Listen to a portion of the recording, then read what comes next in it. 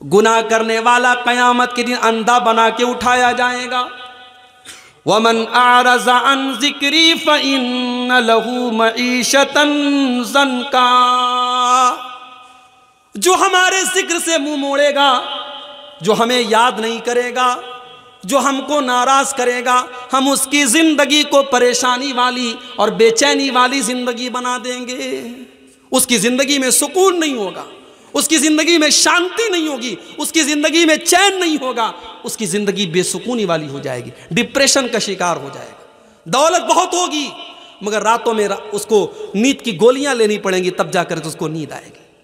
اس کے گھر میں کھانے کی کمی نہیں ہوگی مگر چائے بنے گی تو کہے گا صاحب میری چائے میں چینی مت ڈالنا، مجھے شوگر ہو گیا ہے۔ چکن بنے گا تو کہے گا مجھے چکن مت دینا، مجھے شوگر ہو گیا ہے۔ ایک چیز کھائے گا تو 10 چیزوں سے پرہیز کرے گا، اتنی بیماریوں میں اللہ تعالیٰ ڈال دے گا۔ وَمَنْ أَعْرَضَ عَنْ ذِكْرِي فَإِنَّ لَهُ مَعِيشَةً ضَنْكًا، اگر مجھے بھول جاؤ گے، اگر مجھے یاد نہیں کرو گے، ہم تمہاری زندگی کو پریشانیوں والی زندگی بنا دیں گے۔ وَنَحْشُرُهُ يَوْمَ الْقِيَامَةِ أَعْمَى، اور قیامت کے دن ہم تمہیں اندھا بنا کر کے اٹھائیں گے۔ دنیا میں بڑا اچھا دیکھتا تھا، چشمہ بھی نہیں لگاتا تھا، مگر قیامت کے دن اندھا بنا کے اللہ تعالیٰ اٹھائے گا۔ قال رب لم حشرتنی اعمی وقد كنت بصیرا، کہے گا اے اللہ میں تو دنیا میں اچھا بھلا دیکھا کرتا تھا، تو نے مجھے اندھا بنا کے کیوں اٹھایا؟ اللہ فرمائے گا کذالک اتتک آیاتنا فنسیتها وکذالک اليوم تنسی، میرے بندے تو ہماری آیتوں کو دیکھ کر کے اگنور کر دیتا تھا، نظر انداز کر دیتا تھا، آج ہم تجھے اگنور کر دیں گے، نظر انداز کر دیں گے۔ تو گناہوں کے یہ نقصانات ہیں میرے بھائی۔ اب آئیے ہم تقریر کے دوسرے پارٹ کی طرف آتے ہیں۔ وہ کون سے گناہ ہیں جن کو شریعت نے بڑے بڑے گناہ قرار دیا ہے؟ اللہ کے نبی کے پاس ایک صحابی آئے ہیں، کہا اے اللہ کے نبی ایو الذنب اعظم، سب سے بڑا گناہ کیا ہے؟ سب سے بڑا گناہ کیا ہے؟ آپ نے فرمایا ان تجعل للہ ندا وہو خلقک، سب سے بڑا گناہ یہ ہے کہ تم اللہ کے برابر کسی کو ٹھہراؤ۔ کرسمس کا تہوار آیا، کل میں کلکتہ میں تھا، کلکتہ ایئرپورٹ سے اترا، مجھے ہاوڑا اسٹیشن جانا تھا، میں بائک کے اوپر جا رہا تھا، راستے میں دیکھا بہت بڑا ٹینٹ لگا ہوا ہے اور بہت بڑی بڑی لائٹیں لگی ہیں اور کرسمس کا تہوار منایا جا رہا ہے، اور وہ تہوار منانے والا کوئی غیر مسلم نہیں ہے، مسلمان ہے۔ اس علاقے کا جو ایم ایل اے ہے، اس علاقے کا جو ایم پی ہے، وہ بیچارہ لوگوں کو خوش کرنے کے لیے کرسمس منا رہا ہے۔ میں کہتا ہوں ایسی پالیٹکس اور ایسی راجنیتی ہمیں نہیں کرنی ہے جس پالیٹکس کے چکر میں اور جس راجنیتی کے چکر میں اپنے دین اور ایمان سے ہمیں ہاتھ دھونا پڑے۔ ہمیں نہیں چاہیے ایسے ایم پی، ہمیں نہیں چاہیے ایسے ایم ایل اے جو اپنی توحید اور اپنے ایمان کا سودا کر لے۔ میرے بھائی کرسمس منا رہے ہو؟ ہمارے نوجوان لڑکے جو کالجوں میں پڑھتے ہیں، جو ہماری نوجوان لڑکیاں کالجوں میں پڑھتی ہیں، یہ فیس بک کے اوپر بیچارے اپنے آپ کو بہت شانتی پریہ ثابت کرنے کے لیے 25 دسمبر کو یہ فیس بک پر لگاتے ہیں merry Christmas to all brothers and sisters. کیا کہتے ہیں؟ میری کرسمس، کرسمس کی مبارکباد دے رہے ہیں۔ تیرے بقرعید کا تہوار آیا تو کسی عیسائی نے بکرا تو نہیں کاٹا، تیری عید کا تہوار آیا تو کسی عیسائی نے آ کر کے تیری عیدگاہ میں 2 رکعت نماز تو نہیں پڑھی، تجھے بڑی خوشی ہے اس کے کرسمس منانے کی؟ تجھے معلوم ہے یہ کرسمس کا تہوار کیوں منایا جا رہا ہے؟ کرسمس کے تہوار کے اوپر یہ عقیدہ رکھا جاتا ہے، یہ عیسائی یہ عقیدہ رکھتے ہیں کہ اللہ تعالیٰ کو بیٹا پیدا ہوا ہے، وہ عیسیٰ مسیح کو اللہ کا بیٹا مانتے ہیں اور یہ عقیدہ رکھتے ہیں کہ آج کے دن اللہ تعالیٰ کو بیٹا پیدا ہوا ہے۔ اے مسلمان، تیرے اللہ کو گالی دی جا رہی ہے، تیرے اللہ کو برا بھلا کہا جا رہا ہے، تیرے رب کو برا بھلا کہا جا رہا ہے، اور تو کرسمس کی مبارکباد دے رہا ہے۔ تیرا عقیدہ تو یہ نہیں ہونا چاہیے۔ تیرا عقیدہ تو قرآن کی سب سے چھوٹی سورت میں بتا دیا گیا، قل هو اللہ احد اللہ الصمد لم یلد ولم یولد ولم یکن له کفوا احد۔ اے نبی آپ کہہ دیجئے اللہ ایک ہے، اللہ بے نیاز ہے، اللہ کا کوئی بیٹا نہیں اور اللہ کسی کا بیٹا نہیں، ولم یکن له کفوا احد، اور اللہ کے برابر کوئی نہیں۔ اللہ کا بیٹا بنایا جا رہا ہے، اور تو ہے میری کرسمس بول رہا ہے، تو مبارکباد دے رہا ہے۔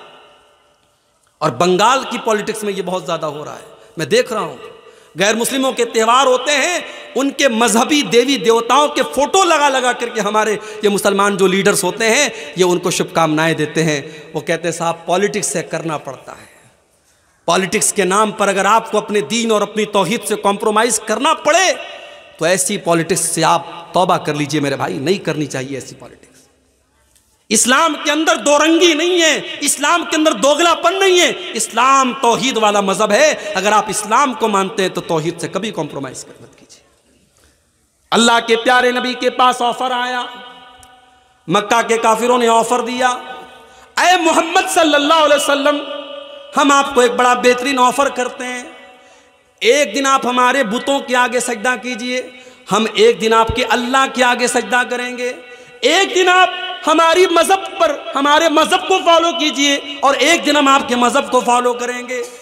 بڑا اچھا آفر تھا، بیچ کا راستہ نکالا گیا تھا۔ جیسے آج کے زمانے میں بہت سارے مسلمان کہتے ہیں کہ بھائی اسلام بھی ایک مذہب ہے، کرسچینٹی بھی ایک مذہب ہے، جوئزم بھی ایک مذہب ہے، ہندوازم بھی ایک مذہب ہے، سارے مذہب ایک ہیں، راستے الگ الگ ہیں، منزل ایک ہے۔ معاف کرنا میرے بھائی، یہ عقیدہ اسلام کا عقیدہ نہیں ہے۔ اسلام کا عقیدہ یہ نہیں ہے کہ سارے راستے الگ الگ ہیں، منزل ایک ہے۔ اسلام کا راستہ یہ ہے منزل بھی ایک ہے اور راستہ بھی ایک ہے، اور وہ راستہ اللہ کا راستہ ہے، وہ راستہ رسول کا راستہ ہے، وہ راستہ اسلام کا راستہ ہے۔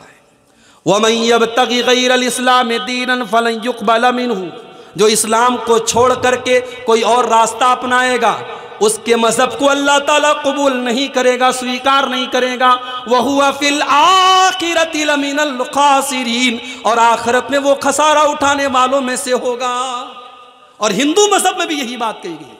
ہمارے ہندو بھائیوں کی بڑی مشہور کتاب ہے شریمد بھاگوت گیتا، اس کے اندر شری کرشن جی نے بھی یہی کہا ہے کہ توحید کا راستہ ہی سب کو نجات دلائے گا۔ سرو دھرمان پریتیجیہ مامیکم شرنم ورجہ اہم توا سرو پاپیبھیہ موکشیشیامی ما شوچہ، سارے دھرموں کو چھوڑ دے، سارے راستوں کو چھوڑ دے اور ایشور کی پرماتما کی شرن میں آ جا، اللہ کی پناہ میں آ جا، میری پناہ میں آ جا، میں تیرے سارے گناہوں کو مٹا دوں گا، تجھے نجات دے دوں گا، تجھے جنت میں ڈال دوں گا، تجھے سورگ میں ڈال دوں گا۔ یہی ہندو مذہب کے اندر بھی کہا گیا، یہی اسلام کے اندر بھی کہا گیا کہ ایک راستہ جو نجات دینے والا ہے وہ توحید کا راستہ ہے، وہ اللہ کا راستہ ہے۔ میرے بھائیوں، انسانیت کے نام پر اور مانوتا کے نام پر اپنے آپ کو اتنا ہلکا مت بناؤ کہ اللہ کے ساتھ شرک ہو رہا ہے اور تم کرسمس کی مبارکباد دے رہے ہو۔ اور ابھی تو کرسمس ختم ہو رہا ہے، آج 29 تاریخ ہے نا، 29 ہے نا آج، 2 دن کے بعد 31 کی نائٹ آئے گی۔ کلکتہ کے بڑے بڑے ہوٹل بک ہیں، ناچنے والیاں اور اپنے جسم کا اور اپنے شریر کا انگ پردرشن کرنے والی بالی ووڈ کی ہیروئنوں کو بلایا جائے گا۔ 10-10 ہزار کے ٹکٹ ہیں، اور آپ یقین کریں بڑے بڑے 5 اسٹار ہوٹلوں میں 31 کی نائٹ میں رات بھر شراب پی جائے گی اور نشے کی حالت میں لوگ دھت ہو کر کے حرام کام کریں گے، اور یہ کام ایک بڑی تعداد میں مسلمان لڑکے اور لڑکیاں بھی کرتے ہوئے نظر آئیں گے۔ مسلمان بھی آپ کو یہ کام کرتے ہوئے نظر آئیں گے۔ کلکتہ میں جب اولا بائک پر میں جا رہا تھا، اولا بائک کے ڈرائیور نے مجھ سے کہا، میرا حلیہ دیکھ کر کے اس کو لگا کہ یہ مولوی صاحب حافظ جی لگ رہے ہیں، وہ مسلمان تھا، اس نے کہا مولوی صاحب حافظ جی حالات بہت برے ہیں۔ اس نے کہا سنڈے کے دن رات میں ہم لوگ جب بائک لے کے نکلتے ہیں، نشے کی حالت میں بالکل ٹھلی ہو کر کے، بالکل دھت ہو کر کے جوان لڑکیاں آتی ہیں، ان کے باپ کو کوئی پرواہ نہیں کہ ہماری لڑکی کہاں گئی ہے، ان کی ماں کو کوئی پرواہ نہیں ہماری جوان لڑکی کہاں گئی ہے، نشے کی حالت میں دھت ہو کر کے آتی ہیں اور ہم سے کہتی ہیں ہم کو ہمارے گھر پہنچا دو، اور ہمیں ڈر لگتا ہے کہیں ایسا نہ ہو کہ اس کو لے کر کے جب اپنی بائک پر ہم جائیں اور یہ ہم کو جکڑ کر کے ہم ہماری بائک پر جب بیٹھیں تو کہیں ایسا نہ ہو کہ ہم گناہوں کی دلدل میں چلے جائیں اور ہم کوئی غلط کام کر بیٹھیں۔ کہا کہ یہ کام کرنے والی مسلمان لڑکیاں بھی ہوتی ہیں اور غیر مسلم لڑکیاں بھی ہوتی ہیں۔ حالات یہ ہے میرے بھائی، یہ مسلمان ہیں جنہیں دیکھ کے شرمائے یہود، وضع میں تم ہو نصارہ تو تمدن میں ہنود، یہ مسلمان ہیں جنہیں دیکھ کے شرمائے یہود۔ مسلمان کی شادی ہو رہی ہے، ناچ گانا بھی ہو رہا ہے، مسلمان کی شادی میں ڈی جے بج رہا ہے، ماشاءاللہ بڑا پکا مسلمان ہے، کیا مجال ہے کہ اس کے اسلام پر کوئی سوال اٹھائے؟ اس کے گھر میں رات بھر ڈی جے چل رہا ہے۔ تیرے نبی نے کبھی بانسری کی آواز کو اپنے کانوں میں جانے نہ دیا، تیرے نبی کے صحابہ نے کبھی میوزک کو اپنے گھر میں آنے نہ دیا، اور تو شادی کے موقع پر رات بھر میوزک بجا رہا ہے اور تو اپنے آپ کو مسلمان کہہ رہا ہے؟ کیا تیرا اسلام صرف تیری مسجد اور تیری نماز تک ہے؟ تیرے شادی بیاہ میں تیرے اسلام سے کوئی مطلب نہیں؟ میں کہتا ہوں علماء پابندی لگا دیں، جس کے گھر میں شادی میں ڈی جے بجے گا، ناچ گانا ہوگا، سارے علماء مل کر کے یہ طے کر لے اس کے گھر میں ہم نکاح نہیں پڑھائیں گے، اس کی شادی میں ہم نہیں جائیں گے، لوگوں کے دماغ صحیح ہو جائیں گے، جائیں پڑھائیں، خود اپنا نکاح پڑھائیں، علماء منع کرتے ہم ایسی شادیوں میں نہیں جائیں گے۔ شادی ہماری کیسی ہو رہی ہے میرے بھائی؟ ماشاءاللہ باپ کے چہرے پر شرعی داڑھی ہے، ماتھے پر سجدے کا نشان ہے، شادی میں اپنی جوان بیٹی کو لے کے گیا ہے، کار سے نکلا، جوان بیٹی ساڑی پہن کر کے اور گاؤن پہن کر کے نکلی ہے، اس کا پورا آدھا شریر ڈھکا ہے اور آدھا شریر نظر آ رہا ہے، اور سارے لوگ اس کی لڑکی کو دیکھ رہے ہیں، اور باپ کو کوئی فرق نہیں پڑتا ہے۔ صاحب فیشن کا زمانہ ہے، شادی کے موقع پر میری لڑکی تو حور بن کے آئی ہے، میری لڑکی جو چاہے پہنے، کیا فرق پڑتا ہے؟ مجھے بتاؤ، کیا شادی کے موقع پر بے پردگی جائز ہو گئی، بے حیائی جائز ہو گئی؟ میں کہتا ہوں وہ لڑکی جتنی گنہگار ہے، وہ لڑکی جتنی گنہگار ہے، اس لڑکی کا جوان باپ اور اس لڑکی کی ماں، اس جوان لڑکی کا باپ اور اس لڑکی کی ماں جس نے اس کو وہ کپڑا لا کے دیا ہے اور وہ کپڑا پہنایا ہے، اور وہ کپڑا پہن کر کے اپنے شریر کا پردرشن کر کے جب وہ لڑکی شادی میں گئی ہے تو باپ بھی برابر گنہگار ہوگا، ماں بھی برابر گنہگار ہوگی۔ اللہ کے نبی فرماتے ہیں ثلاث لا ينظر اللہ عز وجل الیہم یوم القیامہ، تین لوگ ایسے ہیں کہ قیامت کے دن اللہ تعالیٰ نہ تو ان کی طرف دیکھے گا، نہ ان سے بات چیت کرے گا، نہ ان کو گناہوں سے پاک و صاف کرے گا۔ تین لوگ بڑے بد نصیب لوگ ہوں گے۔ نمبر ایک، العاق لوالدیہ، اپنے ماں باپ کو ستانے والا، اپنے ماں باپ کو تکلیف پہنچانے والا، اپنے ماں باپ سے رشتہ توڑنے والا۔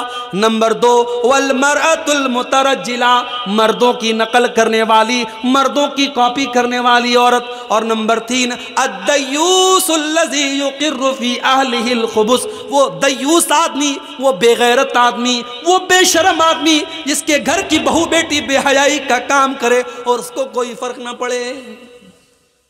میرے بھائی، مردوں کے وہ اکبر الہ آبادی کا شعر ہے نا، بے پردہ نظر آئیں کل جو چند بیویاں، بے پردہ نظر آئیں کل جو چند بیویاں، اکبر زمین میں غیرت قومی سے گڑ گیا، پوچھا جو ان سے آپ کا پردہ وہ کیا ہوا، پوچھا جو ان سے آپ کا پردہ وہ کیا ہوا، کہنے لگی کہ عقل پہ مردوں کے پڑ گیا۔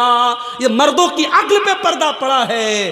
آج تو شادیوں میں کرسی پر بھی عورتوں سے زیادہ پردے میں تو کرسی رہتی ہے، کرسی بیچاری پوری کورڈ رہتی ہے، اور اس شادی میں آنے والی لڑکیاں اور عورتیں ان کے شریر نظر آتے رہتے ہیں۔ اور یہ شادی کس کی ہوتی ہے؟ مسلمان کی شادی ہوتی ہے۔ میرے بھائیوں، آج اگر ہم پر اللہ کا عذاب آ رہا ہے، ہم پر مصیبتیں آ رہی ہیں اور ظالم آج ہم پر حکمراں بنے ہوئے ہیں، تو اس کی کہیں نہ کہیں وجہ ہماری بدعمالیاں ہیں۔ اور علامہ اقبال کا بڑا سچا شعر ہے، وضع میں تم ہو نصارہ تو تمدن میں ہنود، یہ مسلمان ہے جنہیں دیکھ کے شرمائے جاؤ۔ تو اللہ کے نبی سے پوچھا گیا کہ سب سے بڑا گناہ کون سا گناہ ہے؟ آپ نے فرمایا ان تجعل للہ ندا وہو خلقک، سب سے بڑا گناہ یہ ہے کہ تم اللہ کے برابر کسی کو ٹھہراؤ۔ پھر پوچھا گیا اللہ کے نبی اس کے بعد سب سے بڑا گناہ کیا ہے؟ آپ نے فرمایا ان تقتل ولدک خشیۃ ان یطعم معک، دوسرا سب سے بڑا گناہ یہ ہے کہ تم اپنے بچوں کو قتل کرو اس ڈر سے کہ وہ بچہ تمہارے ساتھ کھائے گا۔ اپنی اولاد کو قتل کرو، اپنی اولاد کو مار ڈالو اس ڈر سے کہ اولاد کو کھلانا پڑے گا۔ 1400 سال پہلے لوگ بیٹیوں کو زندہ زمین میں گاڑ دیا کرتے تھے، اور آج بھی بیٹیوں کو ماں کے پیٹ میں مار دیا جاتا ہے۔ ہمارے پاس ایسے بھی لوگوں کا فون آتا ہے، مولوی صاحب میرا میڈیکل اسٹور ہے، میں دوا کا کاروبار کرتا ہوں، میں دوا بیچتا ہوں، میرے پاس لوگ آتے ہیں اور کہتے ہیں کہ ہمیں وہ دوا دے دو جس سے ماں کے پیٹ میں بچہ گرا دیا جائے، ایبارشن ہو جائے اور حمل ساقط ہو جائے، پریگننسی ختم ہو جائے۔ مولوی صاحب ہم تو میڈیکل اسٹور کا کام کرتے ہیں، ہم تو دوا کو بیچنے کا کام کرتے ہیں، اگر وہ دوا ہم دیتے ہیں تو کیا ہم کو گناہ پڑے گا؟ میں نے کہا بالکل گناہ پڑے گا، اس لیے کہ قرآن کہتا ہے تعاونوا علی البر والتقوی ولا تعاونوا علی الاثم والعدوان۔ قرآن کہتا ہے گناہ کے کام میں اور غلط کام میں ایک دوسرے کا سپورٹ مت کرو۔ اگر آپ دوا کا کاروبار کرتے ہیں اور آپ وہ دوا بیچتے ہیں جس سے ماں کے پیٹ میں حمل ساقط ہوتا ہے، اس بچے کے قتل میں آپ بھی بھاگیدار بن جائیں گے، اس میں آپ بھی شریک ہو جائیں گے۔ میں نے کہا قطعی ایسا کام مت کیجیے اور مت بیچیے۔ اور اصول سمجھ لو، اصول سمجھ لو کلیا چک والو، جو چیز غلط ہے، غلط چیز کا کاروبار کرنا بھی غلط ہے۔ جو چیز حرام ہے، حرام چیز کا بزنس کرنا بھی حرام ہے۔ جو چیز ناجائز ہے اس کا کاروبار کرنا اور اس کا کام کرنا، اس کو دکان پر سیل کرنا اور اس کو بنانے میں سپورٹ کرنا بھی غلط ہے، اور اس میں کوئی اختلاف نہیں ہے۔ سارے علماء کا یہ متفقہ فتویٰ ہے، جاؤ کسی بھی ادارے سے فتویٰ لے لو۔ اگر آپ کسی چیز کے بارے میں شریعت کی نظر میں آپ یہ مانتے ہیں کہ یہ چیز غلط ہے اور پھر آپ اس چیز کا کاروبار کر رہے ہیں، اس کا بزنس کر رہے ہیں، تو آپ اللہ کے یہاں جواب دینا پڑے گا، کیونکہ آپ نے حرام اور ناجائز چیز کا بزنس کر کے اس کو پروموٹ کیا ہے۔ اور دلیل اس کی قرآن کی یہی آیت ہے وَلَا تَعَاوَنُوا عَلَى الْإِثْمِ وَالْعُدْوَانِ، کہ گناہ کے کام میں اور غلط کام میں ہمیں ایک دوسرے کا سپورٹ نہیں کرنا ہے۔ تو بچے تو آج بھی قتل ہو رہے ہیں، بچے تو آج بھی قتل ہو رہے ہیں، کہیں ماں کے پیٹ میں قتل ہو رہے ہیں، کہیں ہاسپٹل کے باہر آپ کو ڈسٹ بین میں مری پڑی ہوئی بچیاں مل جائیں گی۔ اور آج بھی ہماری بھارت سرکار یہ نعرہ لگاتی ہے بیٹی بچاؤ بیٹی پڑھاؤ۔ آج 2023 اور 2024 شروع ہونے والا ہے، ترقی کا زمانہ ہے، ہمارا بھارت چندریان ہمارا چاند تک پہنچ گیا ہے۔ آج کے دور میں ہماری سرکار کو نعرہ لگانا پڑتا ہے بیٹی بچاؤ بیٹی پڑھاؤ۔ کیوں؟ کیونکہ سرکار کا یہ ڈاٹا ہے، یہ گورنمنٹ کا ڈاٹا ہے کہ ہر سال سینکڑوں بچیوں کو ماں کے پیٹ میں مار دیا جاتا ہے۔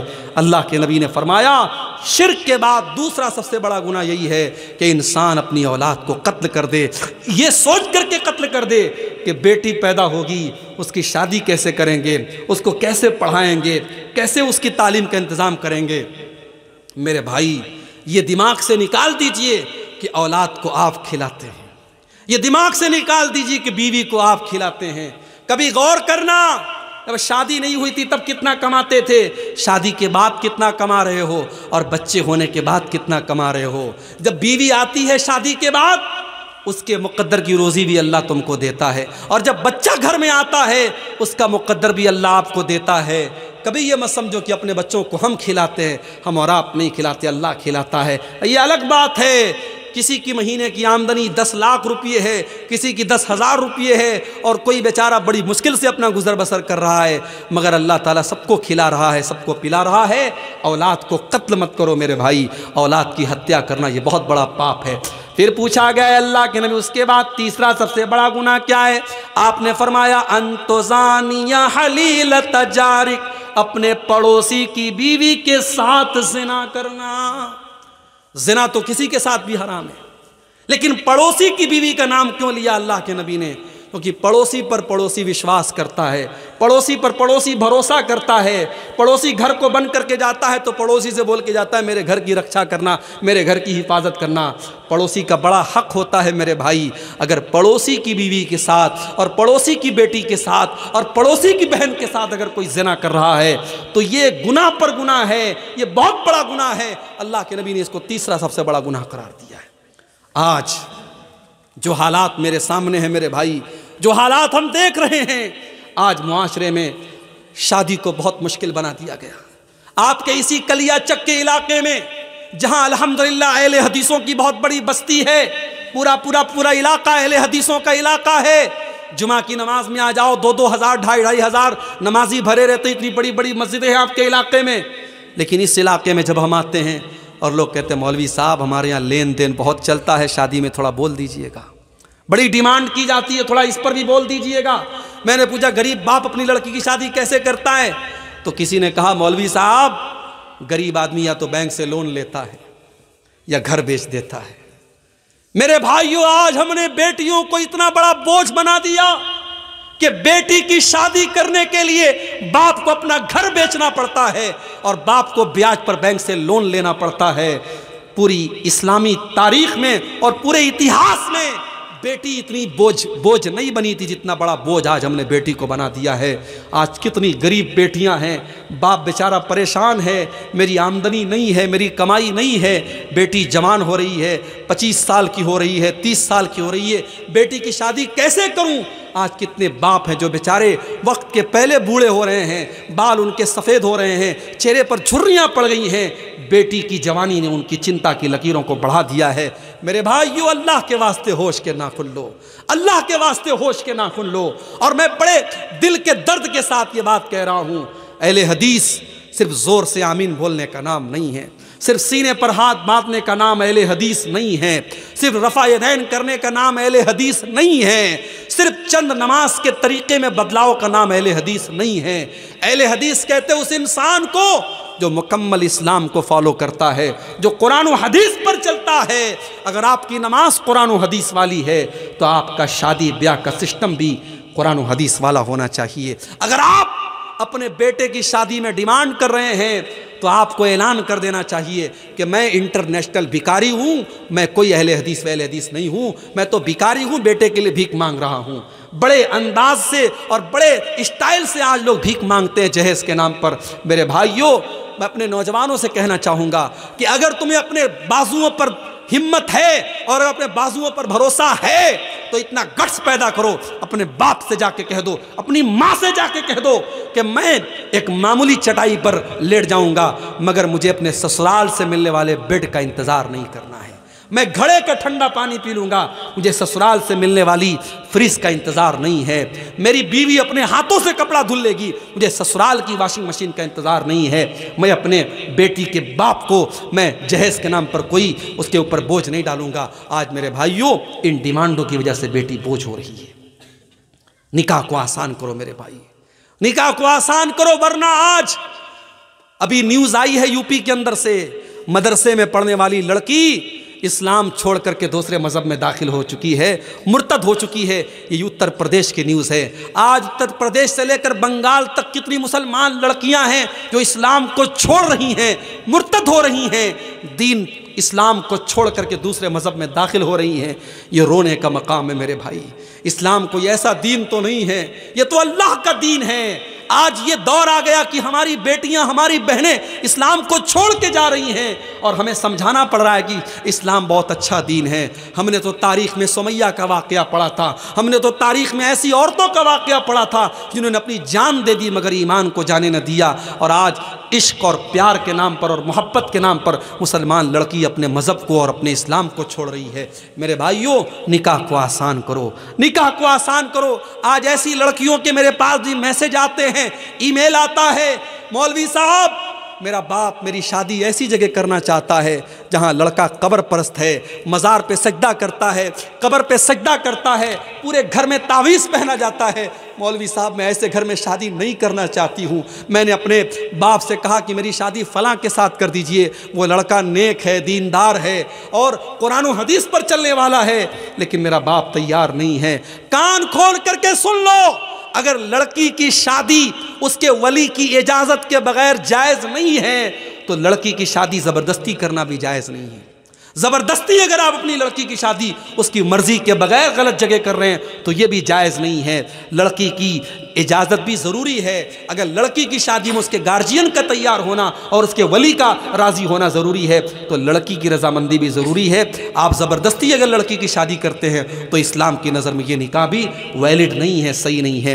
اس لیے میرے بھائی تھوڑے سے اس معاملے میں سمجھداری سے کام لیجئے۔ اگر لڑکی کسی لڑکے کے ساتھ شادی کرنے کو بول رہی ہے یا لڑکا کسی لڑکی کے ساتھ شادی کرنے کو بول رہا ہے اور وہ رشتہ صحیح ہے، دین کے اعتبار سے کوئی خرابی نہیں ہے، تو ماں باپ ضد نہ کریں اور نکاح کر دیں تاکہ آئندہ زندگی میں وہ لڑکا یا لڑکی کوئی ایسا قدم نہ اٹھائے جس سے پورے خاندان کی عزت پر دھبا لگے۔ اس معاملے میں ہمیں سمجھداری سے کام لینا پڑے گا۔ اللہ کے پیارے نبی فرماتے ہیں اذا خطب الیکم ممن ترضون دینہ وخلقہ، جب تمہاری لڑکیوں کے لیے ایسا رشتہ ہے، لڑکا دیندار ہے اور لڑکا اچھے اخلاق والا ہے، فزوجوہ، تو تم اپنی لڑکیوں کی شادی ایسے لڑکوں سے کر دو۔ اگر ایسا نہیں کرو گے تکن فتنۃ فی الارض وفساد عریض، تو زمین کے اندر فساد پھیلے گا اور فتنہ پھیلے گا۔ تو میرے بھائیو، اگر ہمیں زناکاری کو روکنا ہے تو ہمیں نکاح کو آسان کرنا پڑے گا۔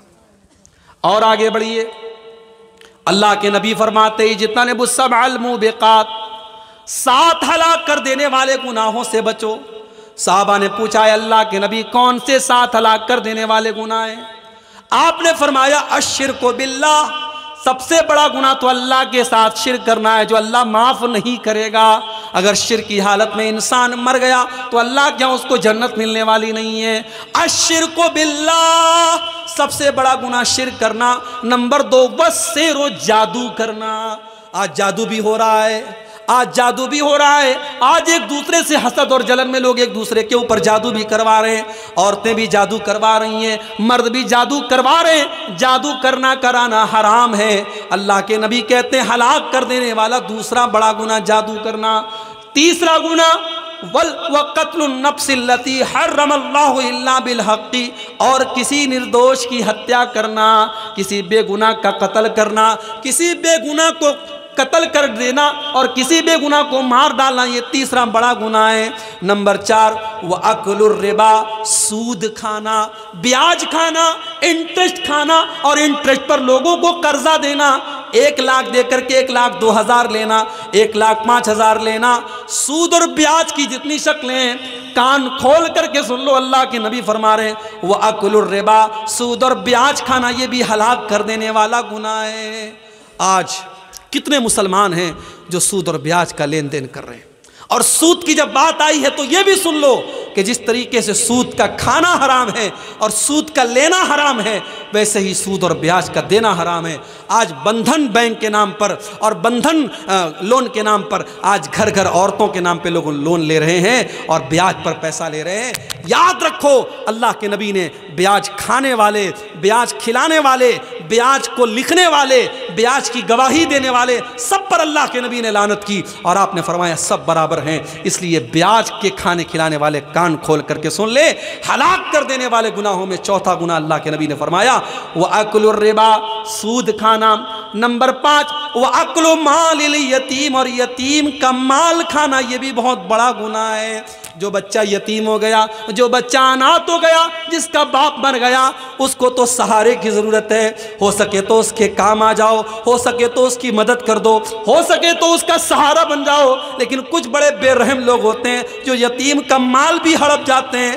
کان کھول کر کے ایسے لوگ سن لیں، یتیم کا مال کھانے والا اپنے پیٹ میں جہنم کی آگ بھر رہا ہے۔ اللہ نے فرمایا ان الذین یأکلون اموال الیتامی ظلما انما یأکلون فی بطونہم نارا، جو لوگ یتیم کا مال کھاتے ہیں وہ اپنے پیٹ میں جہنم کی آگ بھر رہے ہیں۔ یتیم کا مال کھانے والا جہنم کی آگ بھر رہا ہے۔ اور اگلی چیز فرمایا وَالتَّوَلِّي يَوْمَ الزَّحْفِ، اور جنگ کے میدان میں پیٹ پھیر کے بھاگ جانا۔ جنگ کے میدان میں جو پیٹ پھیر کے بھاگ جائے وہ بہت بڑا گناہ کر رہا ہے، ہلاک کر دینے والا گناہ کر رہا ہے۔ اور 7واں گناہ وَقَذْفُ الْمُحْصَنَاتِ الْغَافِلَاتِ الْمُؤْمِنَاتِ، پاک دامن عورت پر، شریف عورت پر زنا کی تہمت لگانا، کسی پاک دامن عورت کے اوپر غلط کام کرنے کا آروپ لگانا اور اس پر زنا کی تہمت لگانا، یہ بھی بہت بڑا گناہ ہے اور ہلاک کر دینے والا گناہ ہے۔ اور آگے بڑھیے، رشوت کا لین دین بھی بہت زیادہ ہو رہا ہے۔ رشوت لینے والا اور رشوت دینے والا دونوں پر اللہ کے نبی لعنت فرماتے ہیں۔ فرمایا لعن اللہ الراشی والمرتشی، رشوت لینے والے کے اوپر بھی اللہ کی لعنت ہو اور رشوت دینے والے کے اوپر بھی اللہ کی لعنت ہو۔ کسی کا حق مارنے والا، کسی کی زمین جائیداد کو کھا جانے والا، یہ بھی بہت بڑا گنہگار ہے۔ اللہ کے نبی فرماتے ہیں لَتُؤَدُّنَّ الْحُقُوقَ إِلَىٰ أَهْلِهَا يَوْمَ الْقِيَامَةِ، او لوگو تم نے دنیا میں کسی کا حق اگر لے لیا ہے تو اس کا حق دے دو، ورنہ قیامت کے دن تم کو دینا پڑے گا۔ حتی یقاد للشاۃ الجلحاء من الشاۃ القرناء، یہاں تک کہ اگر سینگ دار بکری نے بغیر سینگ والی بکری کے اوپر ظلم کیا ہے، اگر سینگ والی بکری نے بغیر سینگ والی بکری کو مارا ہے، تو قیامت کے دن اس بکری سے بھی قصاص لیا جائے گا۔